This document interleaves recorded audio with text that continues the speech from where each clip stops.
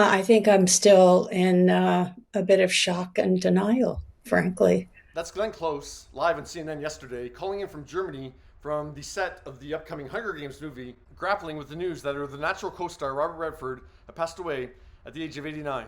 And I was sitting in the makeup chair when I heard just somebody say, "Oh, Robert Redford died," and had to leave the room for a bit. Yeah, Glenn had to compose herself when she heard the news, and I'll come back to Glenn in a minute. But yeah, it shouldn't be a shock that someone at the age of 89 passes away in their sleep. But I get why Glenn was in a bit of denial. Because, I mean, Robert was a Hollywood titan. He seemed superhuman, like he lived forever. So it's a bit of a shock to learn that he actually wasn't larger than life, and he was immortal, just like the rest of us. I have a lot to say, but it was an incredible loss. I admired that man very much. And that was apparent before Leonardo DiCaprio was asked about Robert's passing on the red carpet for the London premiere of One Battle After Another, because Leo paid tribute to Robert a few hours earlier on Instagram.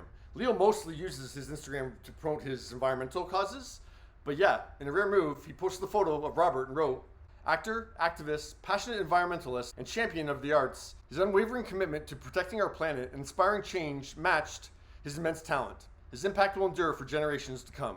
We lost a legend today. And yeah, while he is one of Hollywood's biggest stars ever, Robert managed to have a life away from the glitz and glamour of Hollywood, including in his final years. May I ask you where you're going? The lunch and then Asgard. I'm sorry, you are? We last saw him on the big screen in 2019 with his cameo in Avengers Endgame. Loden can have what's left, and I'm gonna need that case. That's been SHIELD property for over 70 years. But yeah, he kept his private life private. So in looking at the enormous amount of tributes pouring in for Robert, I decided to focus on the tributes coming in from those who got to be up close and personal with Robert. And I'm talking about his leading ladies. So, in chronological order. Martin, Cora, let's stop. We're going to start with the lady who starred in his 6th film, his 7th film, his 22nd film, and his 45th film, Jane Fonda. Jane first released a statement saying, "It hit me hard this morning when I read that Bob was gone. I can't stop crying. He meant a lot to me. He was a beautiful person in every way. He stood for an America we have to keep fighting for." Is this what life is going to be like for the next 50 years? Is that all we're going to be married? 50 years? That's not very long. Hello, Louis. Hello, Miss Moore. Addie, Is everything all right? can I talk to you about something? Sure.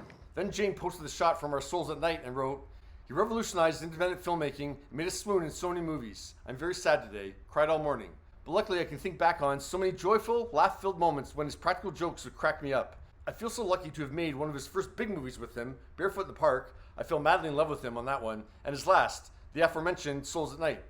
Not totally his last, his third last. "I was wanting to go see him these last few months to make sure we were all right between us, but I didn't act on it soon enough. Lesson learned, when people are our age, late 80s, don't wait. Thank you, dearest Bob, for all the pleasure you brought over the years. Rest in peace." You never give up, do you? Well, people certainly got a lot of pleasure out of watching 1973's The Way We Were, co-starring Barbra Streisand. Barbara wrote on Instagram yesterday, "Every day on set of The Way We Were was exciting, intense, and pure joy. We were such opposites. He was from the world of horses, and I was allergic to them. Yet, we kept on trying to find out more about each other, just like the characters in the movie." I was thrilled to be his leading lady, and I'm thrilled to present this award to Robert Redford.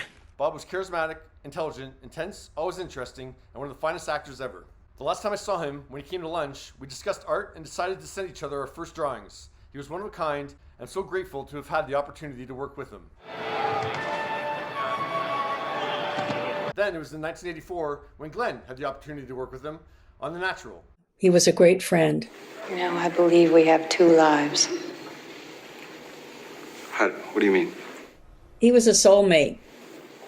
The life we learn with, and the life we live with after that. That film was Glenn's 3rd movie ever. He kind of knew the rhythm and the language of film, and so I learned a lot from him. I could have been better. He had the heart and soul of an artist, true artist. They'll remember you. What a great legacy he has left, and a truly great man, great American. A year later, in 1985, Robert co-starred with Meryl Streep in Out of Africa. How would a wedding change things? I would have someone of my own. No. You wouldn't. And they would reteam in 2007, along with Tom Cruise, in Lions for Lambs. Yesterday, in a simple statement, kind of referencing both films, Meryl said, "One of the lions has passed. Rest in peace, my lovely friend." Suppose I were to offer you $1 million for one night with your wife. One of Robert's most talked about films was 1993's Indecent Proposal. Just one dance? Yesterday's co-star Demi Moore shared that scene on her Instagram and wrote, "The world has lost an incredible actor, director, husband, father, friend. Robert's legacy will live on forever in so many ways, and I will carry the many memories we share close to my heart. What I would do for just one more dance." You know what I want. I've been here before. So have I. 3 years after the proposal, Robert got personal with Michelle Pfeiffer in the hit Up Close and Personal. I'll tell you what to say. I know what to say. Well, then say it. Michelle wrote on Instagram yesterday, "Until we meet again, my friend," with the heart emoji. Can you drive? Drive? Not old enough. Well, it's never too soon to start. Here, get in. In 1996, Robert both starred and directed The Horse Whisperer, which co-starred 11-year-old Scarlett Johansson. I don't think I can with my leg. Well, there's only one way to find out. Now, put it in D. It was transformative for me, making The Horse Whisperer with him. Just a few weeks ago, she premiered her directorial feature film debut at TIFF. Scarlett credited Robert for giving her that desire to direct as well. And that's when it kind of sparks, I think. It's not a question if you can. You are. Yesterday, Scarlett told Entertainment Weekly, "Bob taught me what acting could be, and it was from his generosity and patience that I was inspired to pursue the possibilities of the craft." Scarlett says that Robert created an environment on set that was calm and precious, a place where actors could make discoveries.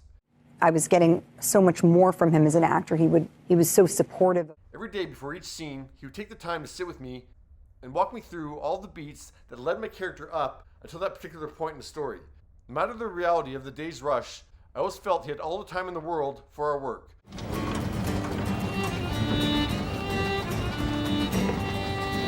Bob, thank you for your belief in me and for your grace and guidance.